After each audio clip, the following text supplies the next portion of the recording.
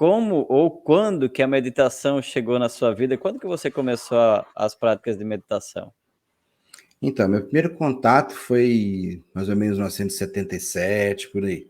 Mas quando você é uma coisa bem assim autodidata, pessoas que tinham contato com isso, quando você vê 77, eu estou falando de sem celular, estou falando que não existia TV a cores, um pouquinho de TV a cores, estou falando que não existia computador, né? Avião era para poucos, então assim, era um outro mundo, né? Então Sim, você não tinha muita coisa. eu era Hã? recém-nascido. Pois é.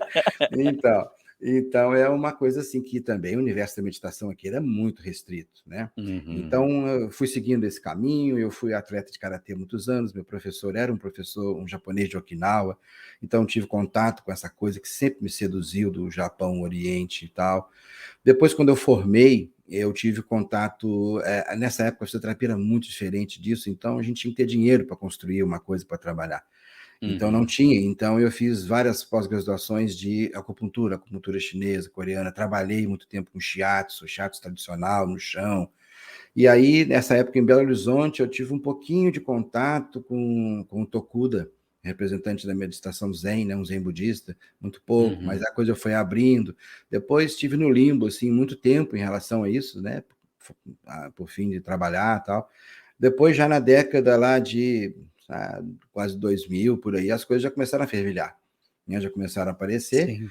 E também tive um contato com o shintoísmo um tempo, né? A gente trouxe uma escola de Aikido para o Juiz de Fora, então a gente se envolveu um pouco com isso também. E aí, de uns 10 anos para cá, quando aí a gente já tem um volume aí a gente já tem o YouTube, a gente já tem livros, a gente já tem o SEB no Brasil, por exemplo, né? Uhum, E aí uhum. as coisas voltaram, e então eu entrei já agora numa corrente mais alinhada, né? Onde a gente tem Sim. uns protocolos de estudo e tal, então eu posso dizer que a coisa firmou-se novamente de uns 10 anos para cá. Sim, bacana. Você sempre andou aí próximo, né? Ou alinhado com pessoas. No Oriente, eles são muito da meditação mesmo, das práticas de Sim, meditação, né?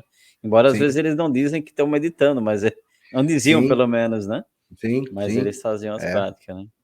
É esse E aspecto que é interessante, né? A própria sociedade, ou a própria cultura já oriental já traz isso na sua habitualidade, né? uhum, A coisa da meditação está incluída ali na gestualidade do alimento, né? Na gestualidade da roupa, dentro da família, no respeito, nas relações, né? Ela se torna algo como um estilo de vida, assim, talvez. exato. Para eles é praticamente como para nós escovar os dentes aqui no Brasil. Sim. Uhum, É uhum, natural do dia a dia, né. Nós não, uhum, acho que uhum, digo nós, eu vou me incluir aqui, né, eu tenho que uhum, dedicar um tempo à meditação, eles por uhum, si só, uhum. eles meditam, né. Sim. Uhum, E você falou do shintoísmo, né, eu tive alguma breve experiência, o shintoísmo eles são bem ritualísticos, né, principalmente em meditação, né, de uhum, postura, de gesto, de uhum, uhum, eu participei de uma organização que tinha como uma das bases o shintoísmo, e a base de uhum. meditação dessa organização era do shintoísmo, toda ritualística, tem ritual para tudo, postura para tudo, tudo tem Sim. um significado, né, então é bem interessante também. O E contato dele foi com o Aikido, né? E o Aikido, por exemplo, quando você monta um dojo, né? Você tem que colocar lá um kamidana, né? Que seria como uma casinha onde vai habitar um kami, né? Que uhum, seria um espírito que vai tomar conta do dojo, né? Então, isso. é toda essa coisa que o Aikido colocava ali. Então, a gente teve esse pequeno Aham. contato, assim. E isso na ritualística da meditação, o shintoísmo tem a mesma regra, eles usam da mesma Uhum, forma. Tanto é que, uhum. nós temos um altar aqui em casa baseado nessa ritualística do shintoísmo.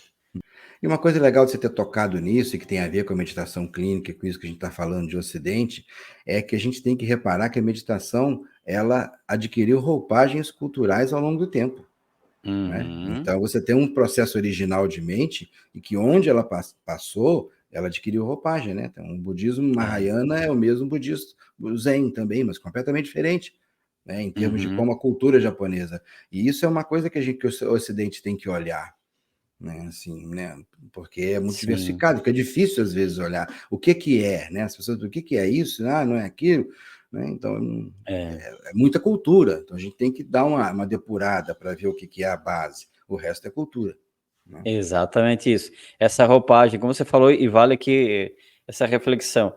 por onde ela vai passando, vai se adquirindo. Uhum, Tem um movimento chamado Seitonoye, e eles uhum, falam de expedientes, que tudo uhum, isso chama-se expediente, ou seja, uhum, tudo é maneiras, são formas, né? uhum, Variadas formas para chegar no mesmo uhum, estado, na mesma ideia. Então, nós vamos uhum, ter aqui, no Brasil, que é bastante conhecido, Mindfulness. Tem lá uma uhum, técnica de ferramentas que vai levar a um estado meditativo. uhum, Um que é bem, que eu entrevisto bastante, que são o pessoal do yoga, né? Yoga uhum, tem um processo que leva a um estado uhum, meditativo. Enfim, aí se a uhum. gente for vendo, são tudo roupagens, né? Que Sim, leva qual que é melhor, qual que não tem, não dá nem, aliás, não dá nem para definir o que é melhor e o que não é. A questão é se vai te ajudar a levar a um estado meditativo, né? sim. Então Isso é é bem interessante no interessante. budismo, a gente chama isso de meios hábeis, né? E é isso que a gente pensa com respeito a uma visão clínica. Quais são os seus meios hábeis, né?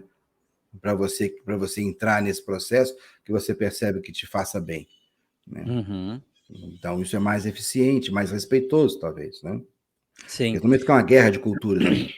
exato. E até quando vai falar de meditação clínica, vai estar trabalhando com um paciente, com uma pessoa que está com uma questão de saúde, por exemplo, Sim? Uhum. né? Às vezes tem que adaptar a técnica ou a meditação em si para aquela realidade, para aquela, né, trazer dentro do contexto. Por isso que você fala da anamnese, né? Eu vou Sim. entender aquele indivíduo primeiro e Uhum. adapto para aquela realidade dele, né? Sim, eu trabalho com um psicólogo, Davi Sender, e a gente tem um projeto, a gente trabalha com, a gente chamou de projeto Desacelerar, onde a gente aplica essa prática meditativa para esse público que está lá em tratamento, né? Uhum, Então é diferente você abordar uma pessoa com ansiedade em termos de uma prática meditativa. Há um cuidado, sim, né? Há um uhum. cuidado, há necessidade desse cuidado. Então a gente ainda está muito estudando isso, né? E você teve desafios quando você iniciou as práticas de meditação? Bom, acho que o primeiro desafio foi um desafio, vamos dizer assim, da coisa familiar, do núcleo ali, sabe? Porque, como estava dizendo, aquela coisa do hábito, né? Então você teve que achar um espaço para aquilo funcionar, né? Então era uma coisa assim, sua mente estava meio que navegando ali, mas você tinha todo esse espaço nessa época. Tinha o consultório que andava assim, tinha um grupo de amigos que estava lá, isso tudo envolvia encontros, tipo de comida, tipo de coisa. Então a gente se vê meio assim, meio, tô saindo disso, já não consigo mais olhar para aquilo, né? E aí quando a gente senta e olha e vê que a confusão é maior, então aquela coisa. Mas eu penso assim, eu sempre fui, a meditação também para mim sempre teve num contexto muito espiritual e religioso. Eu sou uma pessoa Uhum, religiosa, naveguei por várias religiões, assim, observando isso sob o ponto de vista do desenvolvimento mesmo. Então, eu sempre tive essa questão do sentar, do orar, de observar assim, sabe? Sempre em uhum, grupos. Então, isso sempre me ajudou muito, assim, né? Para não ficar só naquela coisa que parecia um conflito que você teria que resolver com a sua mente, né? uhum, Então, aí uhum, tinha uma questão mais absoluta, assim, né? Uma questão que dissipava aquilo no sentido de uma tranquilidade maior.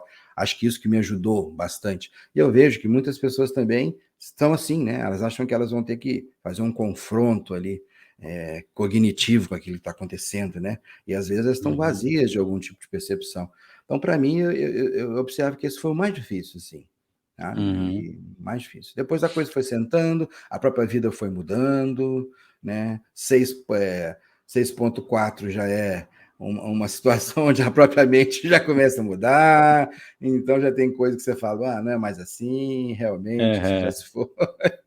Então tem isso, né? Relaxa, Tem isso. bem Eu vejo, assim, assim. às vezes, pessoas novas e agitadas, eu falo, também tem uma mente ali de 20 anos. Então, tem o Exatamente. sistema simpático, parasimpático, hormonal, isso tudo está no pacote. Muito Sim. bom.